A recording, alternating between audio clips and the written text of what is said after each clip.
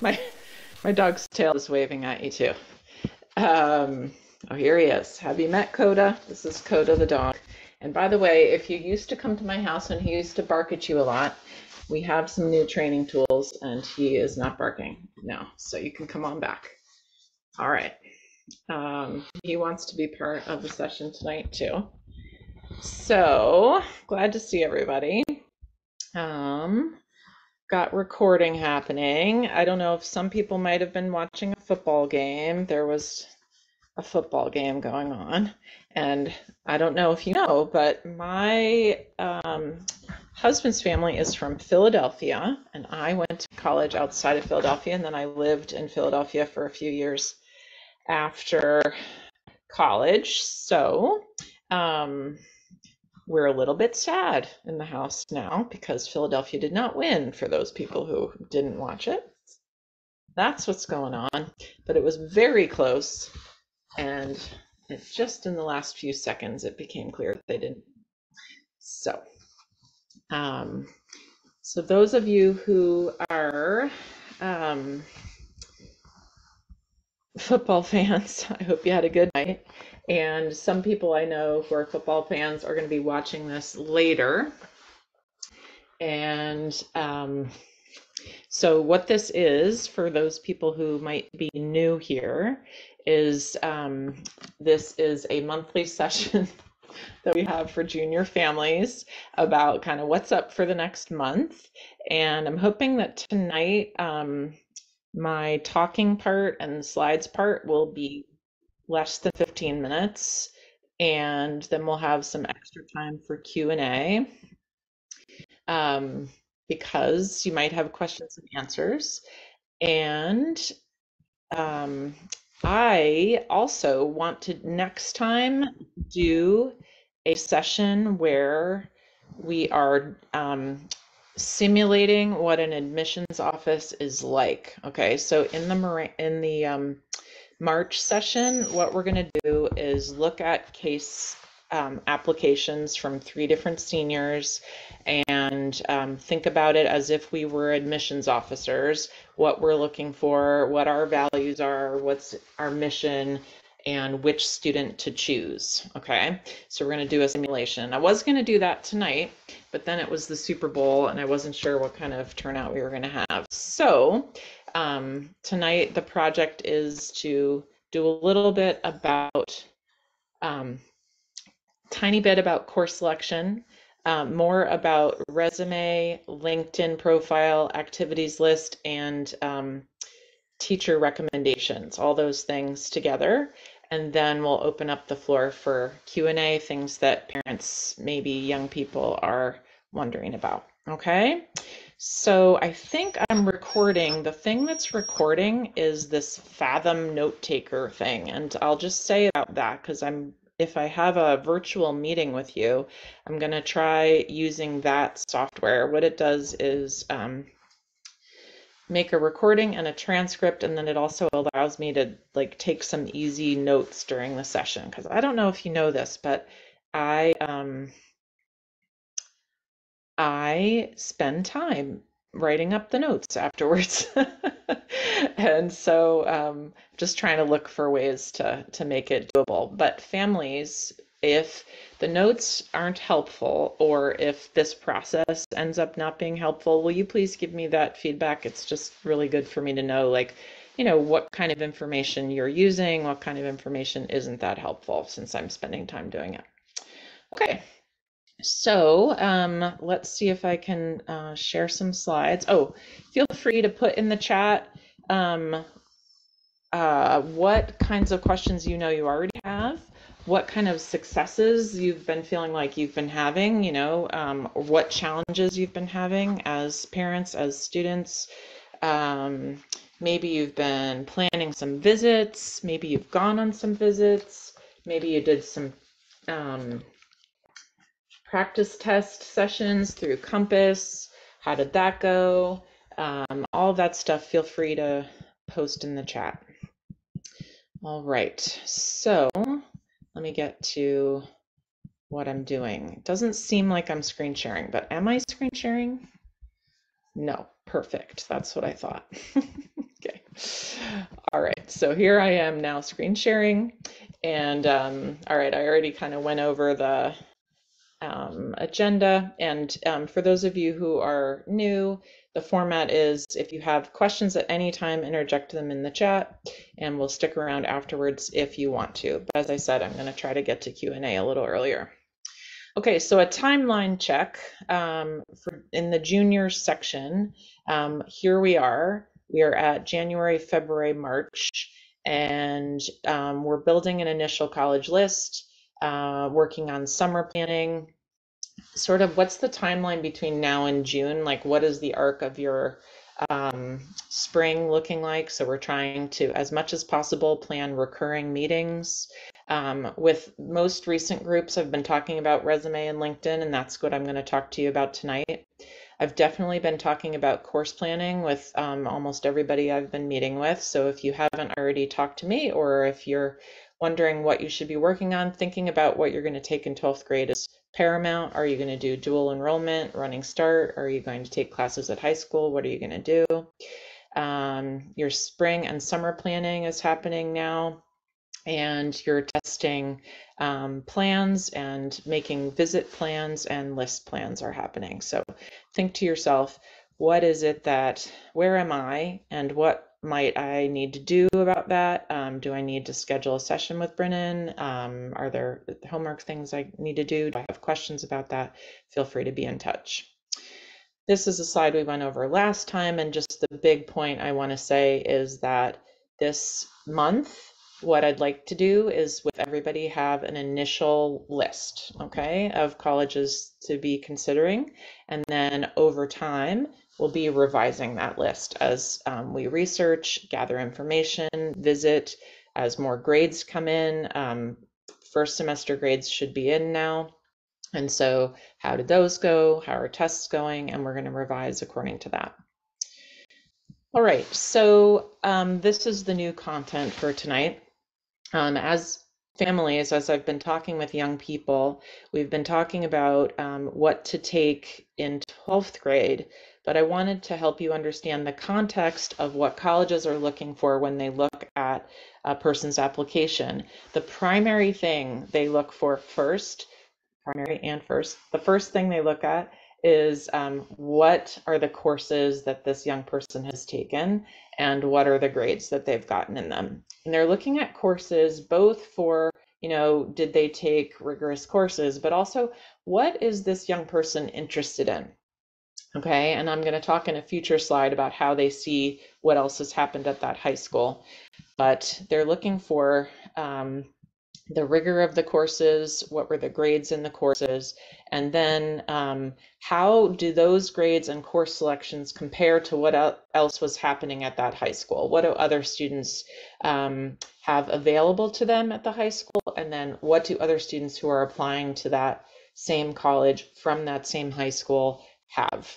And often admissions officers consider all of the students from one high school at the same time so that they can compare that way. They won't necessarily take the person with the most rigorous courses and grades, but it depends on the school, what they're looking for.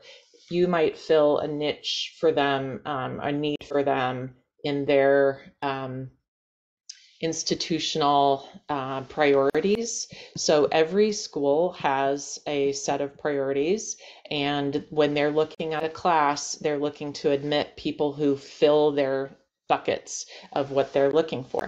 And so they line the kids up and they're like, okay, who can we take from this to meet our institutional priorities? And so that's what's going to be happening there. So when you're choosing, thinking about all of these things about rigor, but keeping in mind that your wellness is paramount, okay? And so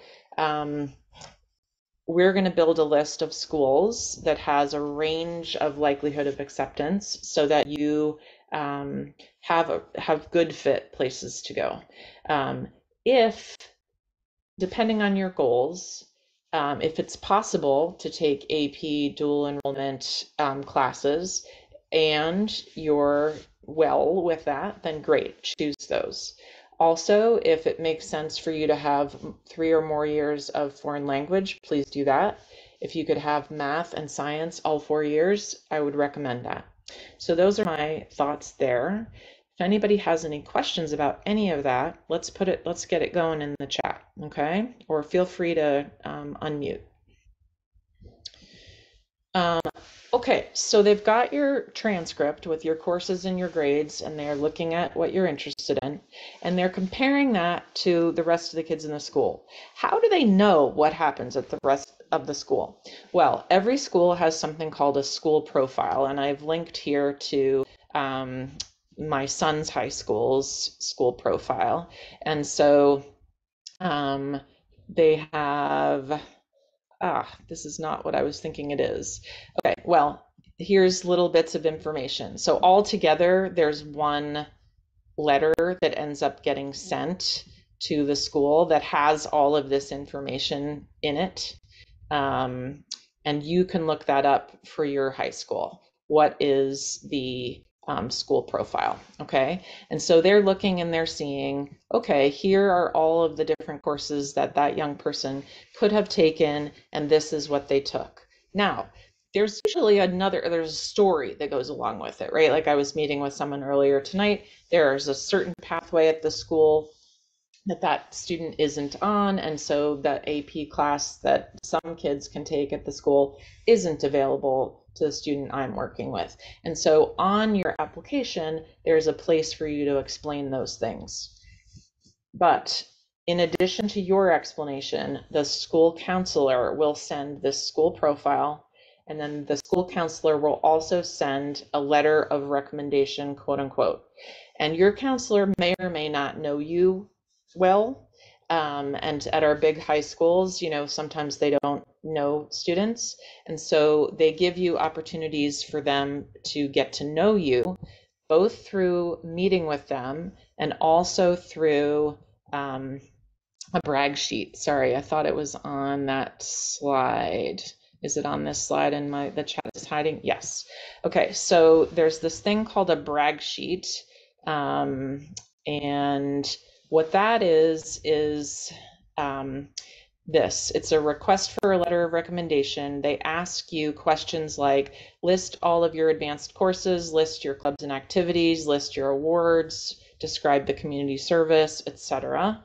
And so, you will be asked by your counselor and by your teachers who you request to write recommendations to do those kinds of brag sheets. And so there's a link in this slide set to that. And also the place you can find that information is in Counsel More. Let me stop share for a sec and toggle over to the Counsel More link with without somebody's name on it.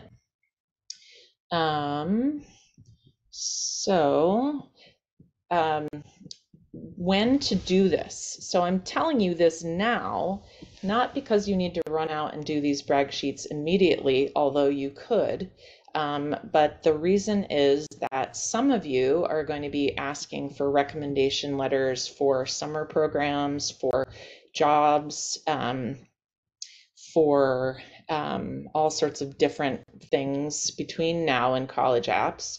And you also will be doing it for college apps. And it's important for juniors to be thinking about, who am I going to ask for my teacher rec? And also for juniors to know that you will be getting a recommendation from your high school counselor. Whether you know them well or not, they are going to do that. So it's to your advantage to, schmooze them a little bit this year, stop in, say hi, let them know what's going on. Before we move on from here, I just want to show you in Counsel More. In this upper right-hand corner, there's this thing called Schooling Doula Links. For you, it looks slightly different. Your area here is white, mine is blue. Yours down here is blue and mine is white. But up here, there's something called Schooling Doula Links. And again, this is at app.counselmore.com for parents who don't go in very often. Probably if you log in, you'll remember, your computer will remember how to get in there. down here at the bottom, it says Schooling Doula Shared Student Resources folder. In there are all sorts of things, example resumes, etc., and brag sheets, and can't remember exactly why else I was in here, but that I wanted to show you that that's there. And now we're going to go back to the slides. So you are going to be asking for teacher recommendations sometime this spring. Before you leave junior year, I want you to have secured who you are going to have write your recommendations. You do not get the letter yourself typically, although it's okay if a teacher does give you the recommendation letter. But in general, what you're going to do is make the request in person. You're going to say, hi, I'm, you know me. I'm wondering if you could write me a letter of recommendation. Then you're going to follow that up with a written request and a link to this brag sheet and or to your resume.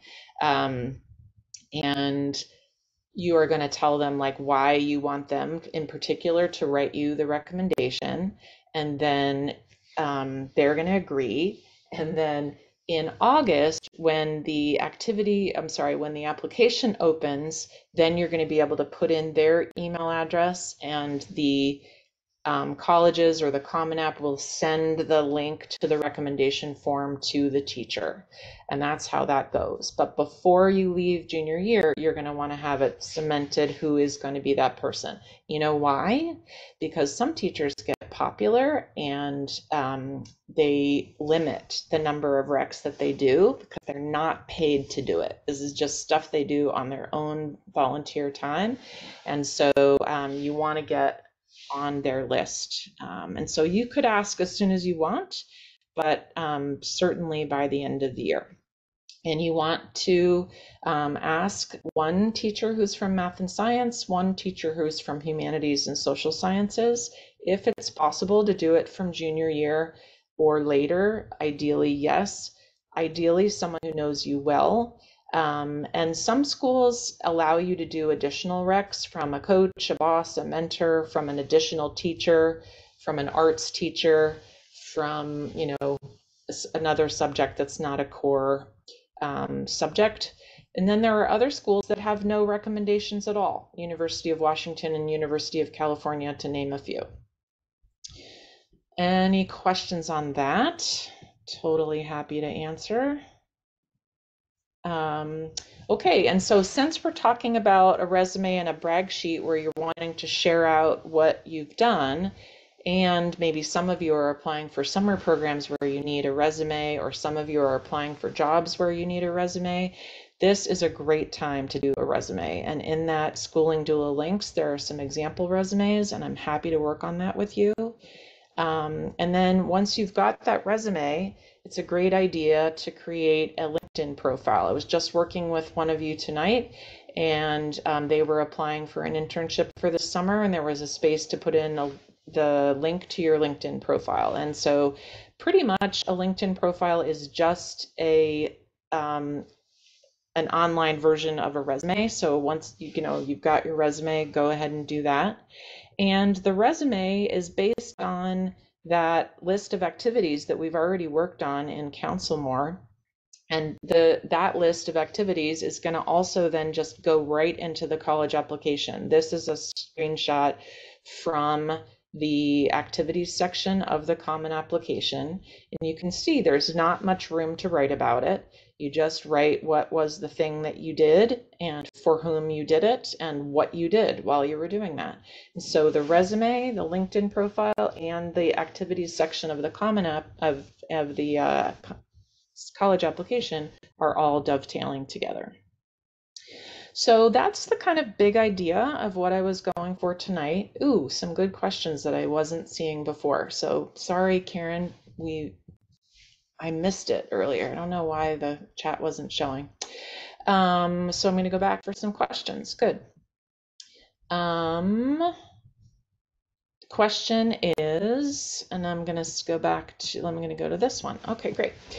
For judging which schools are a fit versus a reach, is GPA a sufficient variable to use, or do we need weighted GPA or class rank to have a better sense?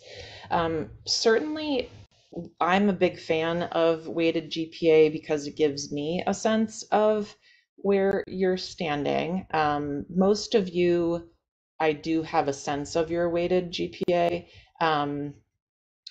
But weighted GPA and rank, which many of you are not going to have, you might have by fall of senior year, are things that are asked for on that college kickstart. For those of you who I've started using that with, it just is like another data point that helps with fit versus reach.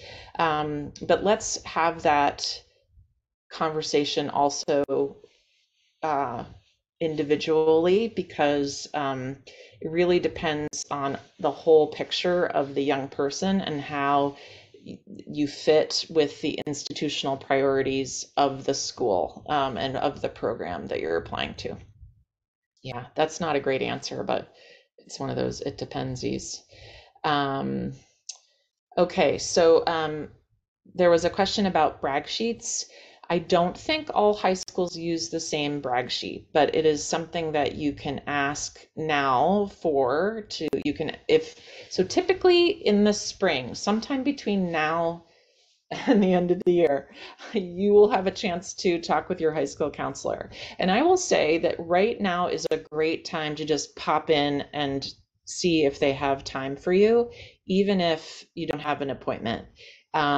If your counselor is the person who's like, no way, don't ever stop in without an appointment, then go ahead and make an appointment, okay? And have the conversation about what classes you're going to be taking next year, and talk about all the things, the steps that you're going to need to do in order to be ready to be applying for college. And ask this question about brag sheets. Do you have a particular form you need me to fill out? Because I'd be glad to support you in filling that out. It's sometimes hard to think like, well, what should I put in this slot? What should I put in that slot? Happy to help with that. And so ask for that as soon as you can. Great idea. Another good question. Is it okay if both teacher recommendations come from the humanities social sciences, particularly if you're headed towards a social science major? It is okay, and it depends on the selectivity of the school. The most highly rejective or selective schools would like you to have a balance of teacher recs. They want to see not only how you do in your chosen subjects, but in the subjects that aren't your super special ones. How do you show up in those classes as well?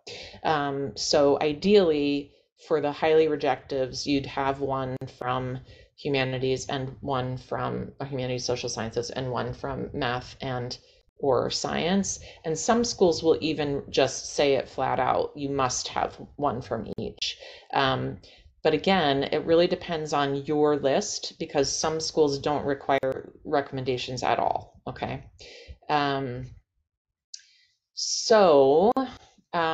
Good question about LinkedIn pages.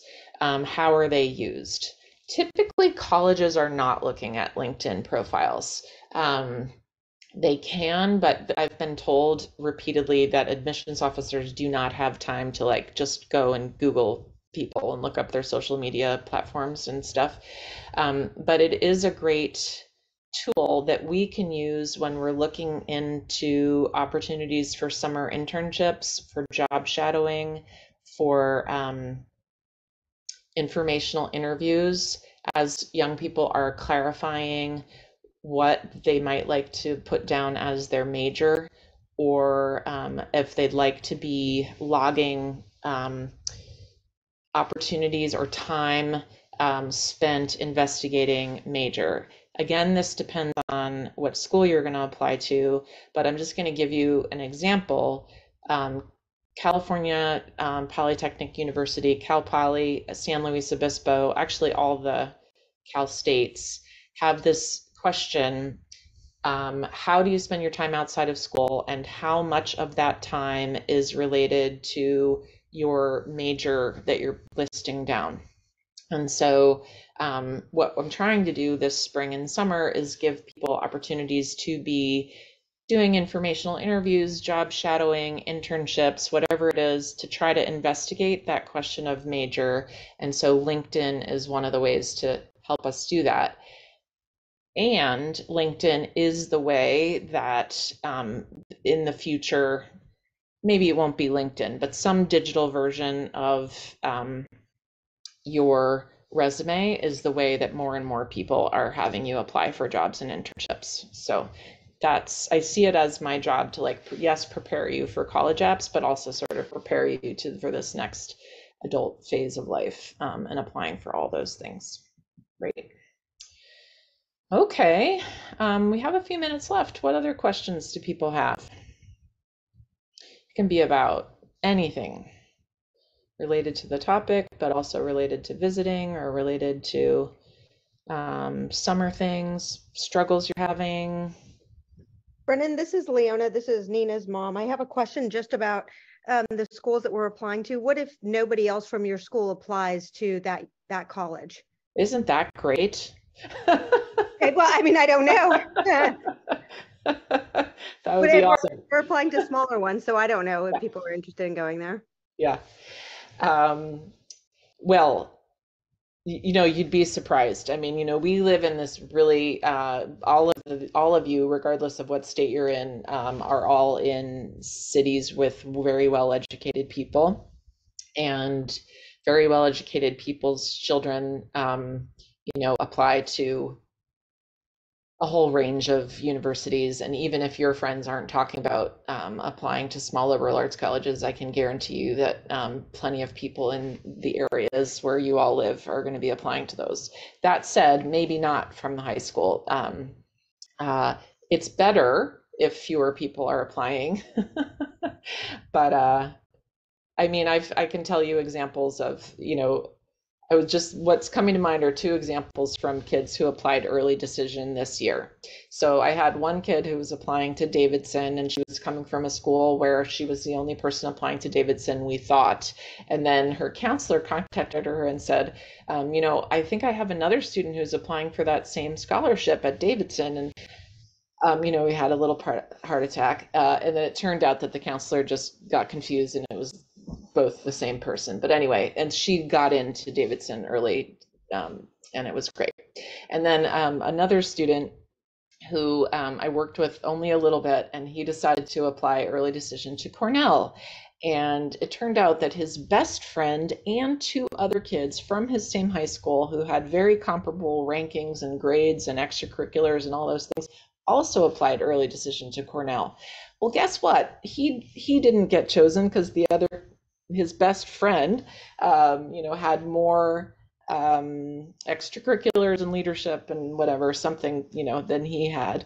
And I was just like, I wish I had known that was the situation, because, anyway, it's like the schools aren't going to usually choose like all four of the kids who apply. They say that they don't limit themselves, that they don't have a limit. I'm forgetting the word I'm trying to say. Quota. Thank you. From a particular high school. But I've seen it be a limiting factor. Now, if I were a kid, I'd be like, oh my God, now Brennan's making me totally panic about I'm going to apply to the same schools as my friends. Take a deep breath. Like, it is going to be what it is going to be. And, my young person who didn't get into Cornell, like, no worries, because like then all these really super special programs in the University of California system contacted him, and he's going to have really, really great opportunities. And Cornell wasn't the right place, so it all works out. But anyway, that's the kind of way that it goes with the people from the high school, and you just got to live your best life and make your best list and move forward. So yeah. Did I panic you? No. Okay. We're here for information, so this is good to know. Yeah. Brandon, can I ask a question about the guidance counselor letter? Please.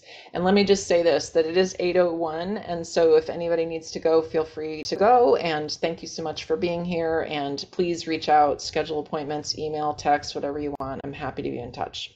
Okay, question about the guidance counselor, please go ahead. Yeah, so, okay.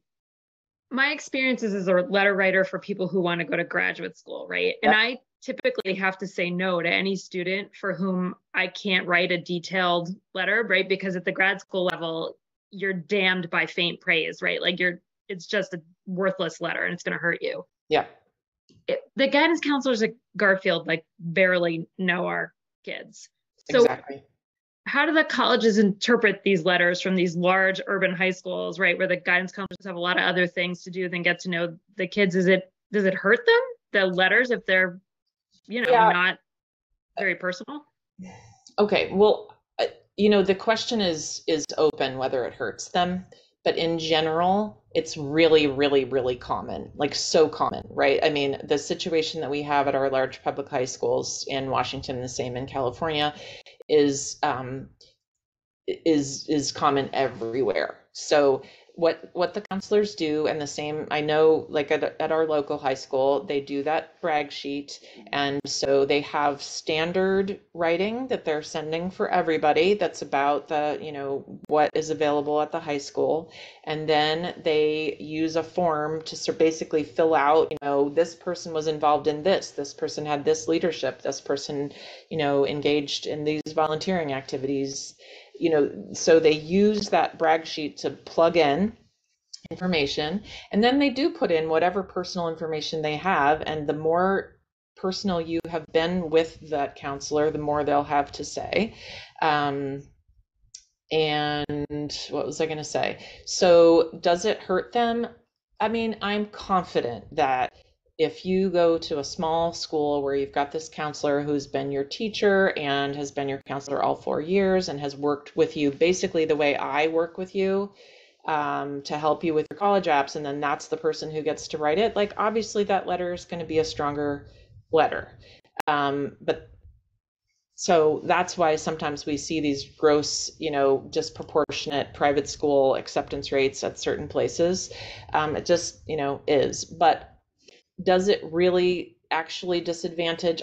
I don't think so. It's just sort of like the college admissions officers just understand this is the way this works. That said, most schools have something called a regional admissions representative, and the person who fills that job, so like let's say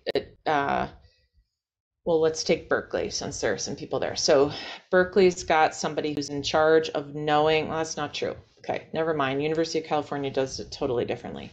University of Washington is in charge of knowing the context of the kids who come from Bellevue High, from Garfield, from Ballard, from Roosevelt, to know what is the deal, and to be so familiar with like those counselors and the types of letters they write that they can interpret what it what it means when they send a particular letter. And they have like track records going years back of like kids from that high school and how they've done at their school across the board. All the schools have that. And so they're using both that school profile and the counselor letter, but they're also using data about kids from that high school and how they've done,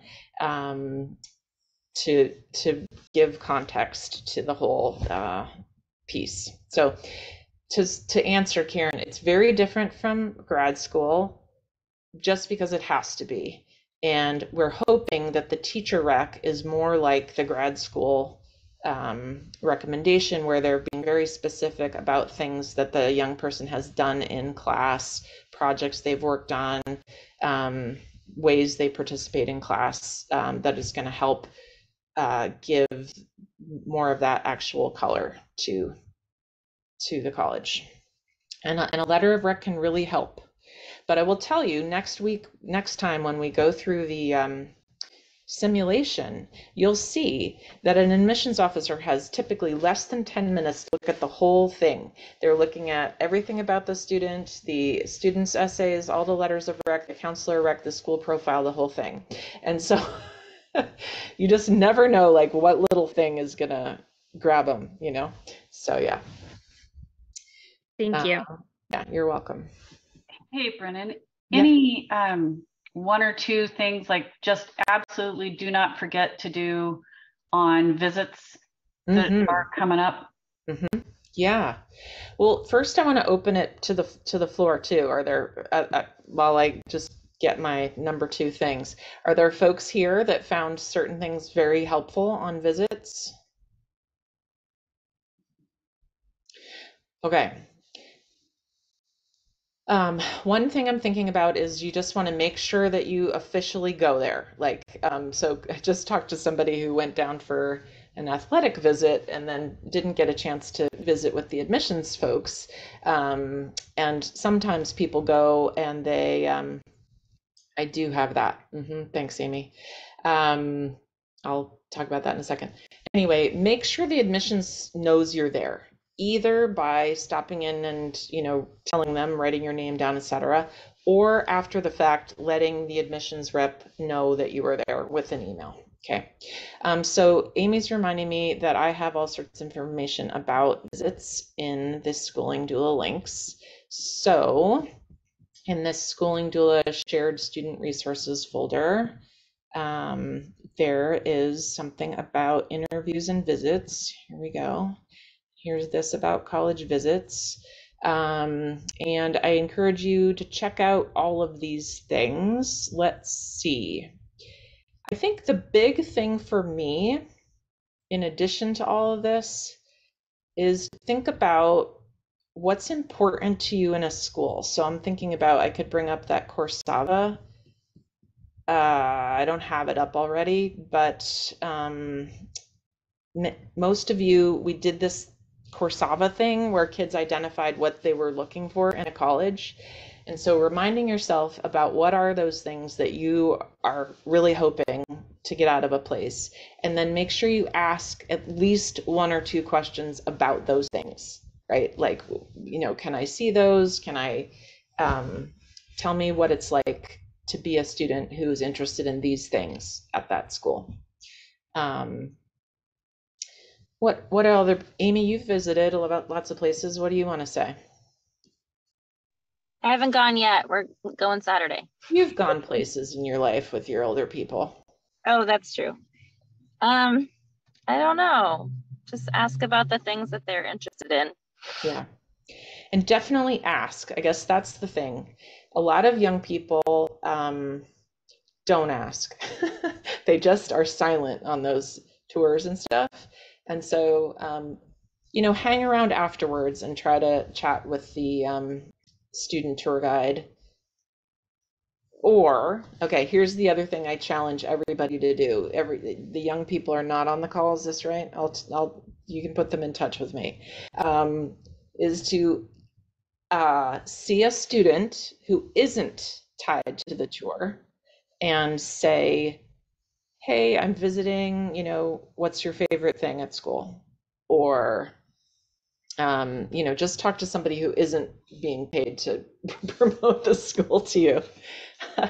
And then the other thing I have to say is look at the student newspaper. Either they might have a printout one or they might have a link to an online version, but see like what's going on campus, what are the hot topics? What are people talking about? So try as much as you can to listen in on what actually is happening as opposed to what they're promoting to you. Yeah. Thank you. Yeah. What else have we got?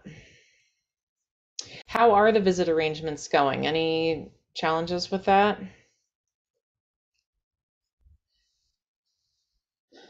It's a lot to manage. It's my experience personally doing it, but we found, for what it's worth, that there are a couple schools that don't have their visit schedules or didn't have them up past February, although one of them just flipped and put it up this week, so that's good. Oh, that's good. And so it was like 2 months out they offer it, but not more than 2 months out. Seemed that way, yeah. Yeah, I think that I've definitely seen that too. Was it a more highly selective place or was it not? I was just curious. I don't think so. It was Okay. no, it was not a super selective school. Okay. Okay. I was just curious because sometimes things get super filled up, you know. This time of year is the time that those admissions officers are hunkered down reading applications. And so, you know, they probably just surface occasionally to do things like put the calendar up, that kind of stuff. So, yeah. Cool. Let's see who else we've got here. Cool. Either Felix is here or his family's here. I'm impressed, Felix, if you're here. Okay. That's just a student being here. How did first semester go? I mean, right? That was, poof, big push most recently. Kids doing okay, you think? Yeah. Yeah. Okay. Yeah. Anything you're worried about going forward for this next semester?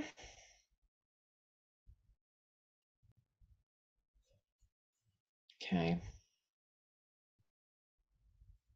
All right. Well, Brendan, as the kids are finishing up the course choices, and you want to like just sort of dot your I's and cross your T's that you got the right mix of CTE and art and all those things.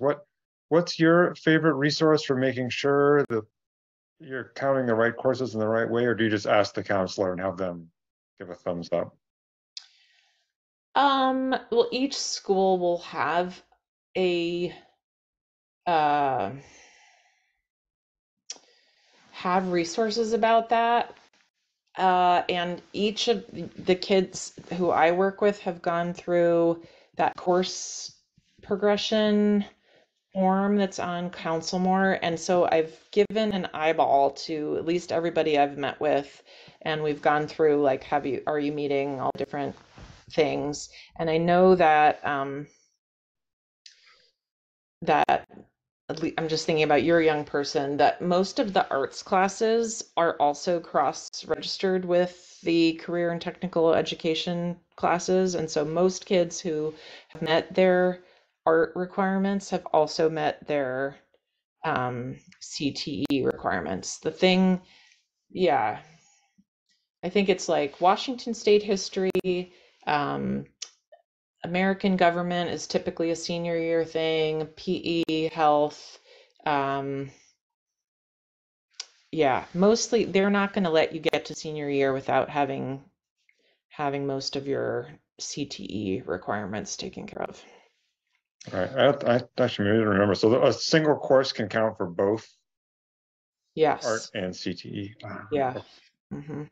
And that can happen even in science too.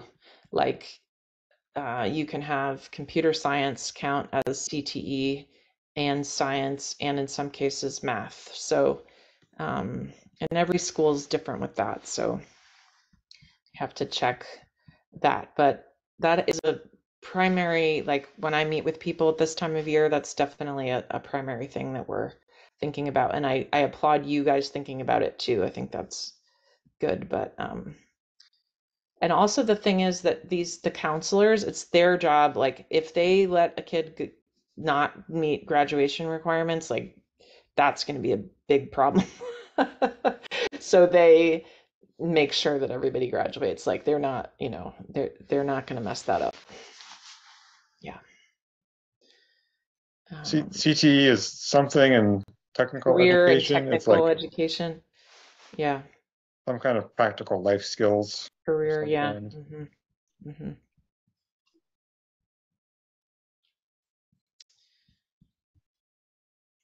All right. I see a couple of people on here that I sent an email out about this thing called College Scoops, and I heard back from two people, and it doesn't seem like there's a lot of interest in that. Is that okay? If you're like, I don't remember that email, you are Diane, because I didn't send it to you.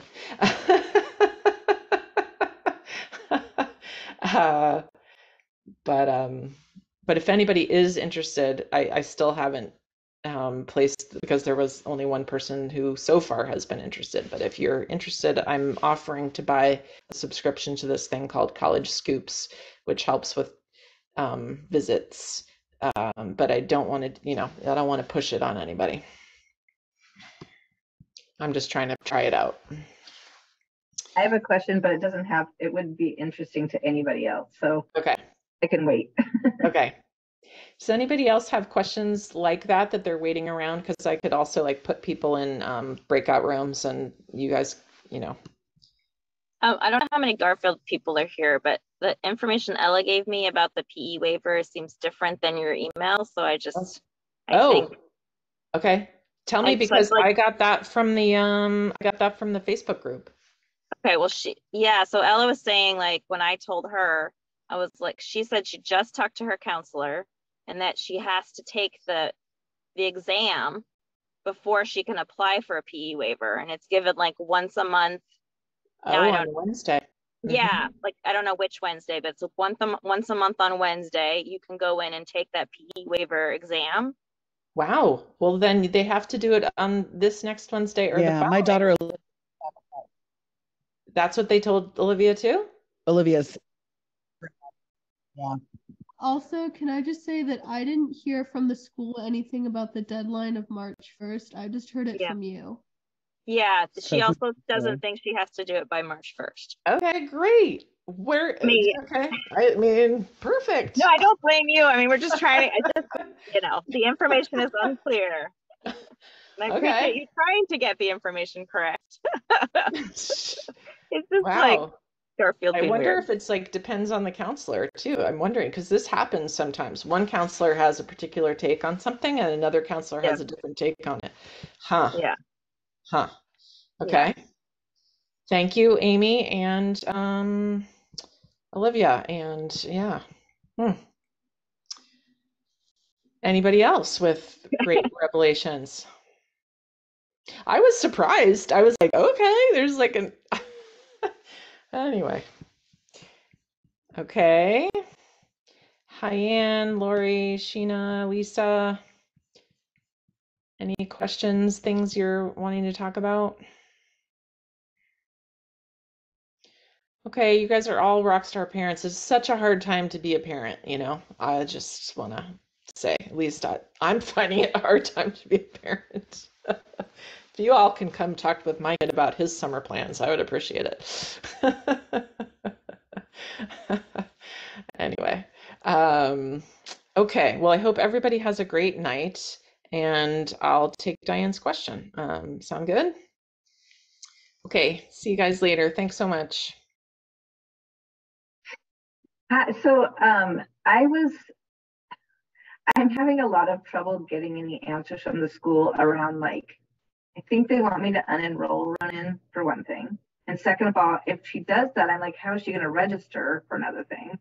And I'm not getting any response from the counseling office. So I'm kind of like, because I know everybody's applying or scheduling themselves for next year. And I'm like, oh, what should I tell her to do? And I don't know. Yeah, that's a really good question. About that, like, who should I don't know if I should just like go there, but a friend told me the counselors don't like to deal with parents, they want to deal with the kids. So well, of course that's true, but the kid isn't here. So remind me, it's Lee, the counselor? It's Lanu. Bernard Lanu is his last name.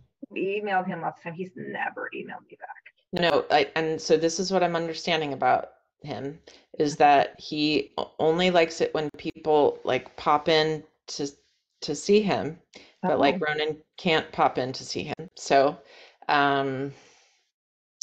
what to do? So you could pop in, if I guess. You could also contact this counseling secretary, the office secretary. I'm blanking on their name. Let's look it up and try to see about scheduling a time to meet with Mr. Lanu. Okay. Yeah.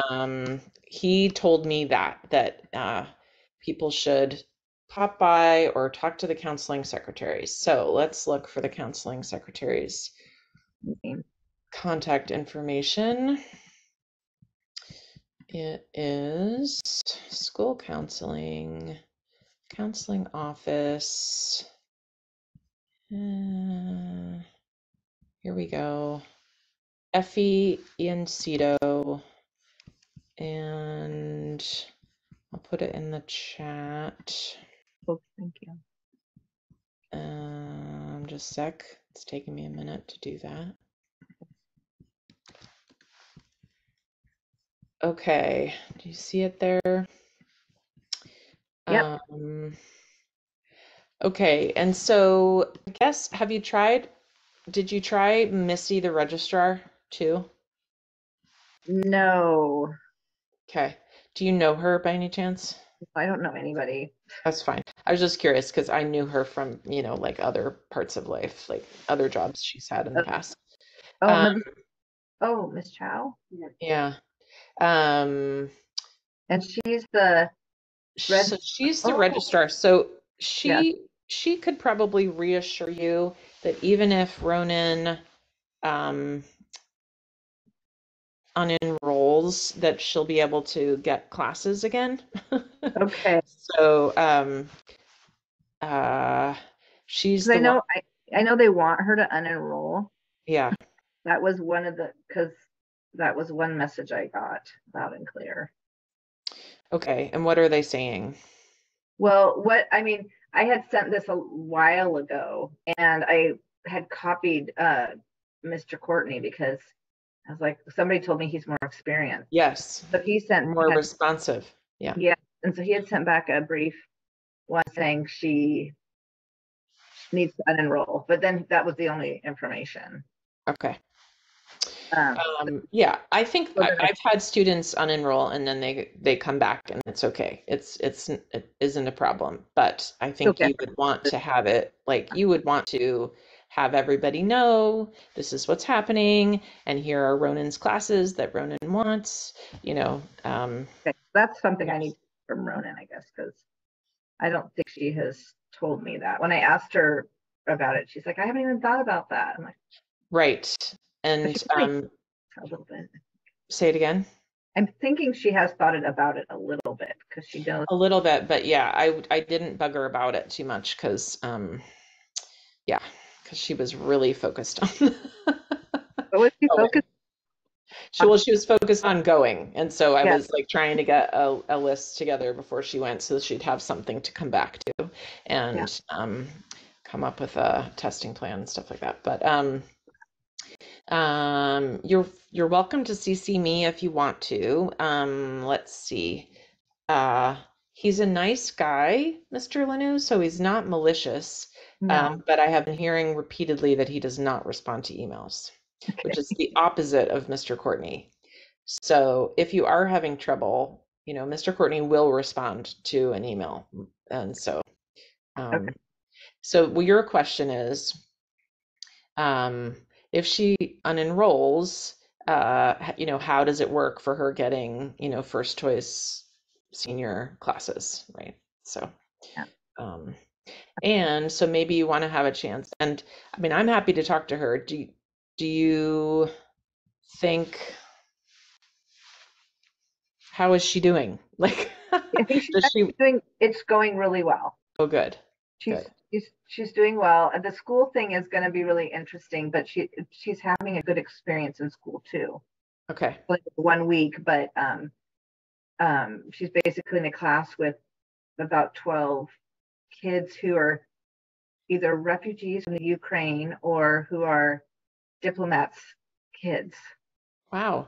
I know. It's so interesting. And it's sort of like, they're all just sort of there together, like they don't really know German that much or, and so they're just sort of in this little separate pod going through their school. And then there's all these other people doing the other thing, and she doesn't even know anything about them.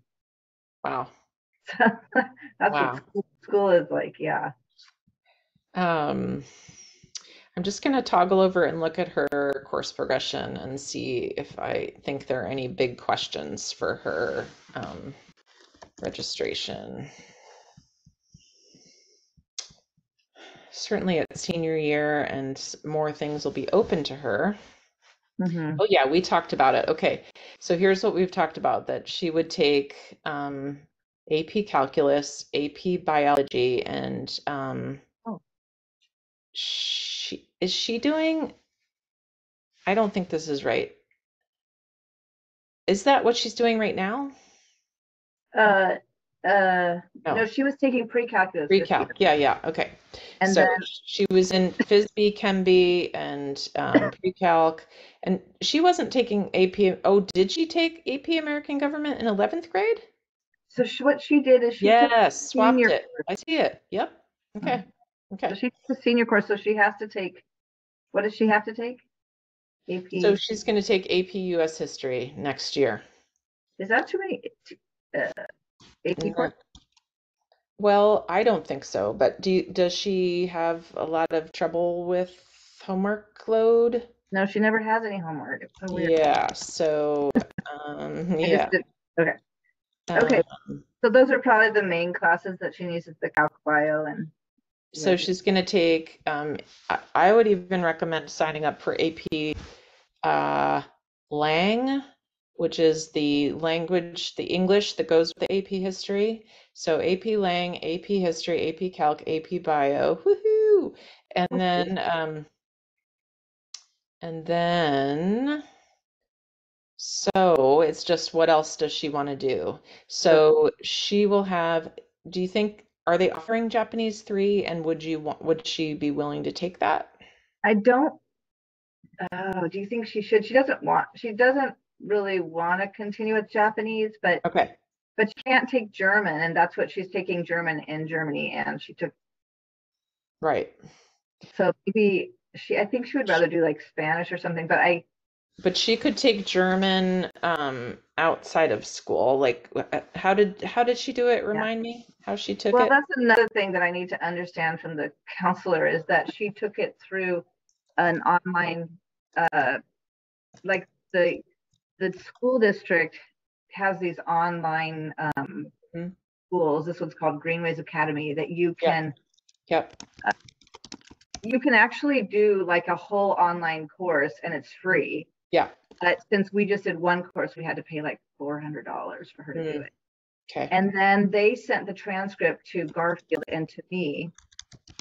Okay. But Garfield, what they told Ronan, and I just don't know if this is right, they told her that because she's already fulfilled her requirements for language, for language with the 2 years, they wouldn't count it as world language. They would count it as like, I don't know what. Yeah. I think that's they've been telling me stuff like that too. I don't understand, but yeah. Okay, well, so maybe so then I'm like, well, then if she takes another world language, like, do the schools, I guess they would see that she took German, it just wouldn't be under the world language. Right. They would still see that she took German. Totally. That's right. I don't know. So she might be able to do that again, take German through. I guess what if she wanted to take like Spanish or? Yeah, it would be fine. It just isn't what, I mean, the colleges are looking for depth of experience in a language so that you can like communicate with the world in that language. And so it would make sense, because she's got this intense German experience, to continue with that versus launching into Spanish. I think the only reason she wouldn't want to is because she does not like online courses. Yeah. She felt, I mean, I think it was okay because there was like speaking into a microphone part, but maybe if you think it's really important, and if she wants to apply to school, that would be important, then I guess she has to make that decision. Yeah. I can talk to her about it. Yeah. I definitely don't think that Spanish would be helpful. Like, she might as well do it unless she wants to. Right. Yeah. Unless Cal Poly ends up being her #1 school, Cal Poly SLO doesn't care if it's the same language. So you could do Spanish and they would be fine. But everywhere else wants it to be this like depth of experience. So what they would want is Japanese, even though she did this intensive German. Or German. Yeah. Yeah. 2 years and 2 years or something. Yeah, I mean, 2 years and 2 years makes sense, especially since she's got the immersion experience happening. Like that's obviously she's going to get a lot more German that way than Yeah. taking a class, you know? Okay. Yeah. Yeah. Okay, so she might want to take, I don't know, would she want to take psychology maybe? Maybe. Say it again. I mean, I bet she would like something like that. Yeah. I'm just looking at what she's got and then what She is taking, you know, like, so she's actually taking a lot of classes right now. Okay. And they're mostly in English. So I'm guessing that, well, I don't know. I'm guessing they'll show up as coursework, but she's taking like economics, physics, chemistry. Oh, great. Some kind of math. Yep. She said she's taking 4 science classes, and I can't remember. How cool. Taking English, and she's taking German. Uh-huh. And it's all IB. Oh, great. So I hopefully that would show up that way. Yeah. Uh-huh.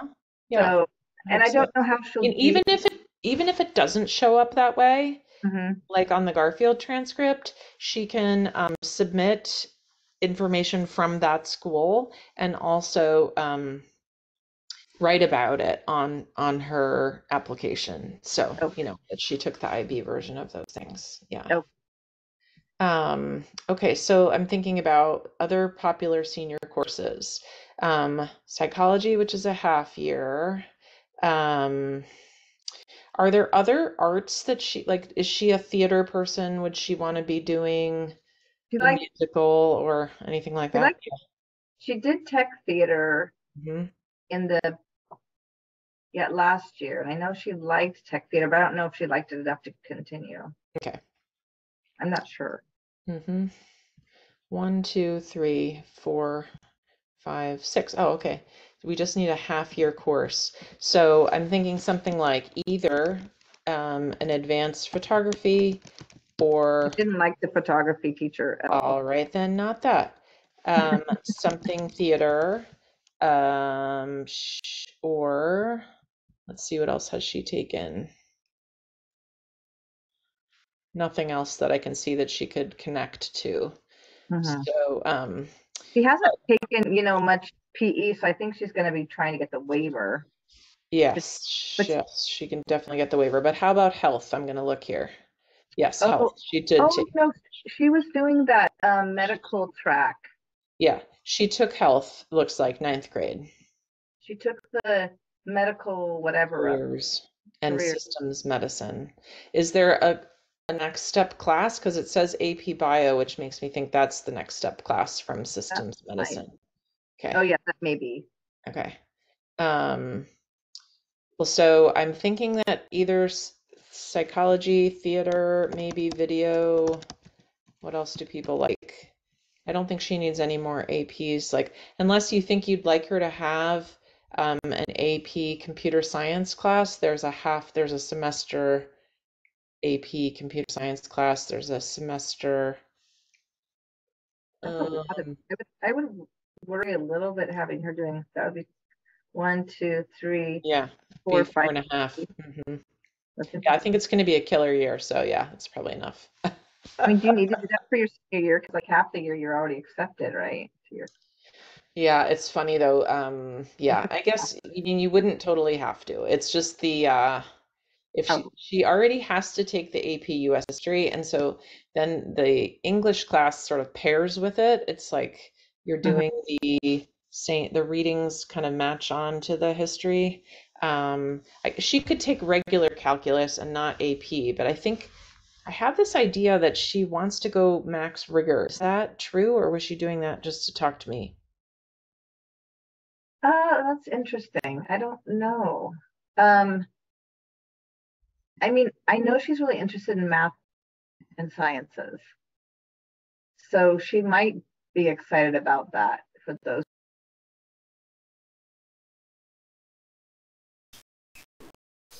Okay, I'm going to try to edit out that last part, but if I didn't, apologies, and hopefully you stopped when the private convo started.